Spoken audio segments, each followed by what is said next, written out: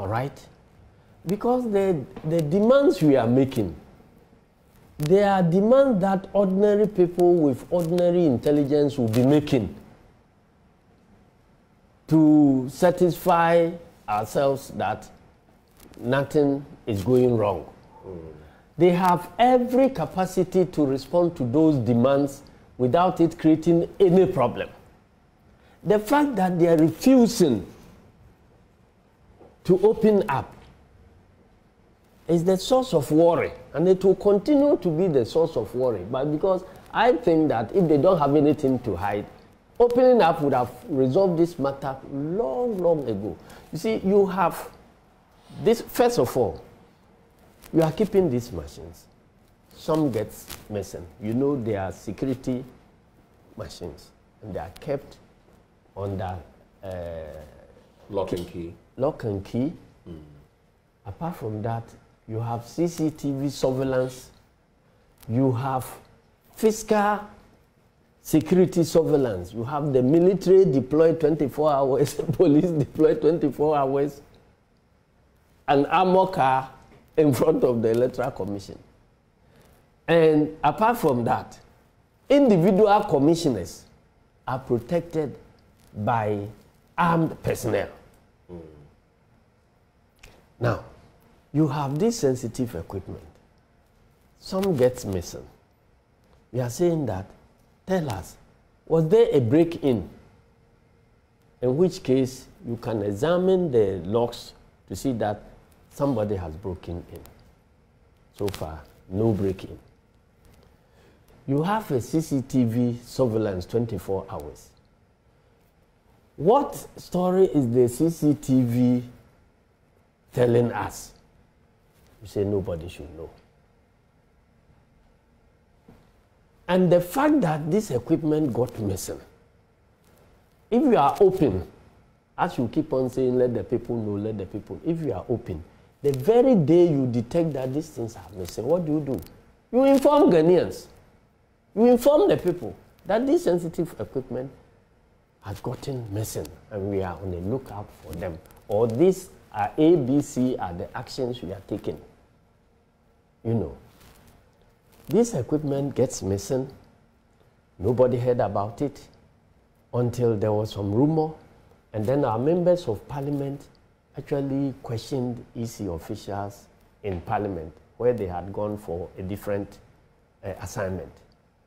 And they didn't have any option but to admit that some of the things got missing. Then the minority leader addresses a press conference and put it in a public domain that some equipment have gotten missing. Then you react swiftly that no such equipment has been missing from your place. Then we call an IPAC meeting to go and find out what was happening. Then it was at the IPAC meeting that you now admit that indeed these things were missing. And we ask you, what steps have you taken after that? I mean, I think we are fully aware of some. You understand? You know all these things. Right. So where we are saying that if it is public property that has gotten missing, what are you hiding about the fact that they have gotten missing? What are you hiding about the identity of the exact equipment that got missing? You are telling us that it was laptops, which are components. That is the key engine of the registration kit. They say without certain operational allowances, those laptops mean nothing. They can't be used. All the laptops, the dangerous thing about it is that the laptops have been exclusively manufactured for the process. For the process. Right. And the Ghana Electoral Commission. And so, and that is at the center of the workstation for the registration. All the others can be bought off the shelves. And not all the, so let me like the scanner. I get the point you're making. What is the end game here? Because, for example, you have said that you would use some technology to get the serial numbers at different, polling stations for some of these gadgets. Are you able to do that now? Is it a process you've already started? Listen, we are worried because the same Electoral Commission is telling us two different stories from their own mouth, from one mouth. Because when we said that, let us identify those that are missing, so that everybody in Ghana knows that these 7 or 6 or 5 items are missing. So the serial numbers of this, if you detect it anywhere, or you detect the output from that equipment anywhere, then we all know that it cannot be part of our process. You say that, no, that one you won't give it to us. It's okay. If those that are missing, we are assuming that you didn't even record the serial numbers of those that were missing before they were taken away. Right. So let them go. But what we are deploying today, they've told you for security reasons they can't do that. But so the security reasons, listen. Are you going on that? Just for a moment. If those that are missing, you are not identifying them to us. Those that are in use, you don't want to identify them to us. What type of transparency is that?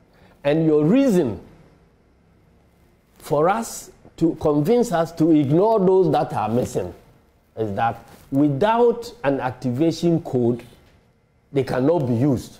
You didn't say the serial number, because those that are missing have been stolen together with the serial numbers.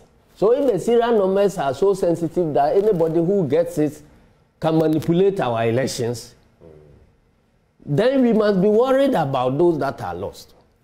We say those that are in use, let's have their serial numbers. And you are now telling us that the serial number, if you get it, you can manipulate elections. We get that point. I'm saying, are you capable? You said you would get the serial numbers. Yes, we are capable of getting. Have you already started doing that?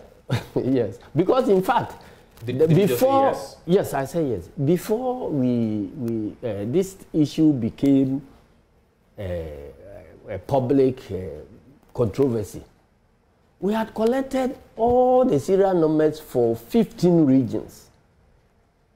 I see, of these devices? Yes. How did you do that?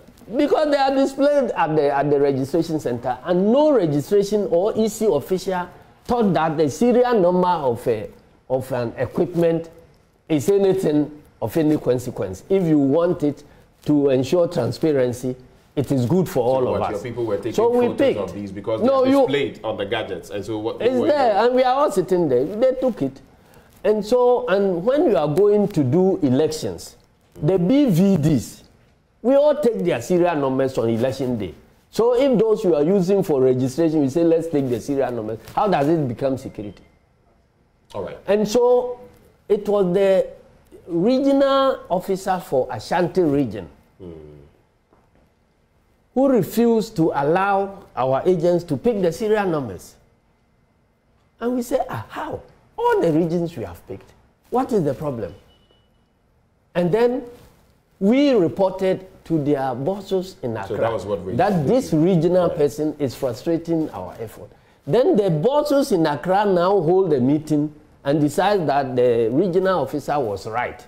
So they now issue a circular that nobody should be allowed access to serial numbers. But you're going contrary to that.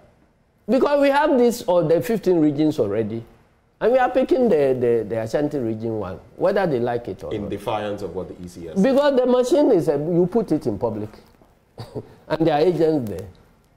So what are you hiding? Can you be driving a vehicle on our roads and say that you won't allow anybody to pick the number? And that if I am a passenger and I'm boarding a vehicle, I want to take the number and send it to my wife that I'm on vehicle number so and so for my own protection in case something happens. You say you won't allow me to take the vehicle. But what does that say? You want me to say you want a free and fair election. There's an That's arbiter. Why I'm saying hold for me. There's an arbiter, the Electoral Commission, and they say go by these rules. You don't want to go by those rules. Where are the rules? There is no such rule. No, but the EC they are insisting on the wrong thing. In this instance, on the back of security, reasons and all of that, we want parties to comply. It is not with this, easy. and you say you Why didn't they issue that one before the registration process if they knew that it was part of their security? All right. There was nothing like that. And there's no law they are trying to enforce. It is just impunity. Right, I get that. Because we are in power and this is what we want to do. How do you change the rules of a game when the game is already in progress? I get you. You've already mentioned, I'll cap this off on the political front. Yes. You said that if elections were held today, you would expect the NDC to secure some 52% per your internal polls. Yes. There's also the long-standing issue of the flag bearer of the MPP not having a running mate. Yeah. Some have said there are different reasons for that. Some have even suggested that, it's a delay maybe to ensure that whomever they pick doesn't get too chastised before the elections. But why do you think that is happening? And do you think that works for your party, the NDC? Because their official position is that a running mate is useless. Even when he becomes a vice president, he's a mate. So they don't think that getting a running mate is of any consequence. I see. That is their official position, according to Dr. Baumia. All right, that was succinct. Let's now get into some other boiling issues currently. There's the SSNIT, tussle, an attempt to sell stake in 4 hotels to Brian Champong and his Rock City Hotel and all of that. The TUC has come in. Some former administrators of SSNIT have spoken. What is your position on this? I heard, I believe, the information minister saying today that, why are we doing this to a local businessman? Now, if we took away the politics, right, and the fact that he's a businessman with one of the biggest hotels in the sub-region currently, and if he can do it, why are we treating him this way? I also listened to Nana Komia recently say that some members from the NDC in the past have had stake shares in SSNIT hotels in Sunyani, somewhere in the Central Region, Cape Coast and others. So what is your take on this? You know why we are not making progress? Right. If you catch a thief, he says that there was another thief who also stole this one, so it's a balancing game. I mean, that is not the way a country should be run at all. Right. Now, if he's worried about the noise, it is because the stakeholders are very many. As I sit here, I'm putting politics aside. I'm a stakeholder because I'm a pensioner. All of us pay our pensions. Precisely. Hoping that someday Precisely. we'll reap the benefits. So if you are dealing with people's pensions, in the wake of a situation where pensioners have been asked to come for a haircut, people shouldn't keep quiet.